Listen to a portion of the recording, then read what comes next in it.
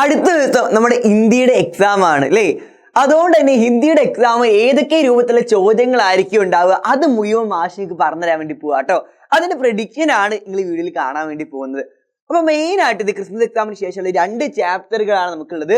ആ chapter based ആയിട്ട് തന്നെ എന്ത് ചോദ്യങ്ങൾ ചോദിക്കുന്നു മാഷ് ഇവിടെ നിങ്ങൾക്ക് പറഞ്ഞുതരും. ഈ ചോദ്യങ്ങൾ പഠിച്ചിട്ട് നിങ്ങൾ എക്സാമിന് പോവുക. ഇങ്ങനെയുള്ള ചോദ്യങ്ങൾക്ക് നാളത്തെ എക്സാമിന്റെ ചോദ്യ പേപ്പറിൽ ഉണ്ടായിരിക്കും. അതാണ് നമ്മളെ എജുപോയിന്റ് പ്രഡിക്ഷൻ. ഏറ്റവും ആദ്യം നമ്മൾ സ്നേഹമല്ലാതെ ഒന്നുമില്ല എന്ന് പറയുന്ന പാടുണ്ടല്ലോ, സ്നേഹത്തിന് ബേസ്ഡ് ആയിട്ടുള്ള പാടാ അല്ലേ? ആ പാടത്തിന് മെയിൻ ആയിട്ട് നമ്മൾ ഒരു ഡയറി എഴുതാൻ വേണ്ടി ചോദിക്കും. അല്ലെങ്കിൽ ഒരു ലഘുലേഖ, ഒരു ചെറിയ ലേഖനം, സ്നേഹത്തിനെ കുറിച്ചൊക്കെ എന്തെങ്കിലും 2-3 വരി എഴുതാൻ വേണ്ടി പഠിച്ചിട്ട് പോകട്ടോ. അതിനെ കുറിച്ച് ഒരു ചെറിയ ലേഖനം, ഒരു ലഘുലേഖ ഉണ്ടാക്കാൻ വേണ്ടി പറയും.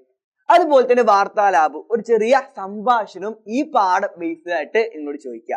അപ്പൊ ഈ 3 ആക്ടിവിറ്റീസ് ആയിരിക്കും മെയിൻ ആയിട്ട് ഈ പാഠത്തിന് ചോദിക്കുക. അപ്പൊ ഈ പാഠമായിട്ട് ബന്ധപ്പെട്ടിട്ട് ഡയറി എഴുതാനും അതുപോലെ ചെറിയ ലേഖനം എഴുതാനും ഒരു ചെറിയ കോമ്പറ്റീഷനും ആ പാഠമായിട്ട് ബന്ധപ്പെട്ട് സംഭാഷണം എഴുതാനും നമ്മൾ പഠിച്ചിട്ട് പോവുക. അതായിരിക്കും അടുത്ത എക്സാമിന് ഉണ്ടായിരിക്കുക. പിന്നെ അതുപോലെ അടുത്തത് നമ്മൾ ഈ പാഠത്തിൽ നിന്ന് മെയിനായിട്ട് വരുന്ന ചോദ്യങ്ങൾ ഇതൊക്കെ ആയിരിക്കും. ഇത് കുറെ ഉണ്ടല്ലേ.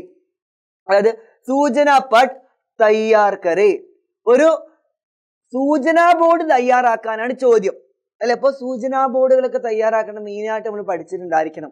പിന്നെ അതുപോലെ വിവരം തയ്യാർക്കാരെ, പാടായിട്ട് ബേസിട്ട് ഒരു വിവരണം തയ്യാറാക്കുക എന്ന് പറഞ്ഞിട്ടും ചോദ്യം വരും. അപ്പൊ ഹിന്ദിയിൽ വിവരണമൊക്കെ എഴുതാൻ വേണ്ടി പഠിച്ചിട്ട് എക്സാമിന് പോവുക.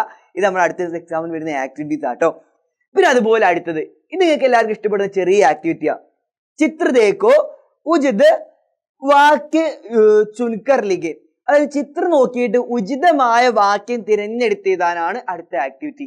അത് മിക്കവാറും ഈ പാഠം ബേസ്ഡ് ആയിട്ട് തന്നെ ആയിരിക്കും ചോദിക്കുക.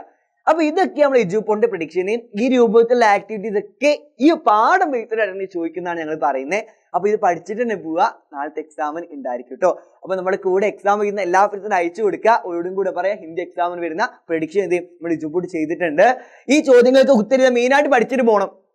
ഈ ചോദ്യം അല്ലെങ്കിൽ ഇതായിട്ട് ബന്ധപ്പെട്ട് വേറെ പാഠത്തിന് ചോദിച്ചാലും ഈ രൂപത്തിൽ ഇപ്പൊ ഡയറി എഴുതാനാണെങ്കിൽ ഡയറിന്റെ ഫോർമാറ്റ് നോക്കി വെക്കുക.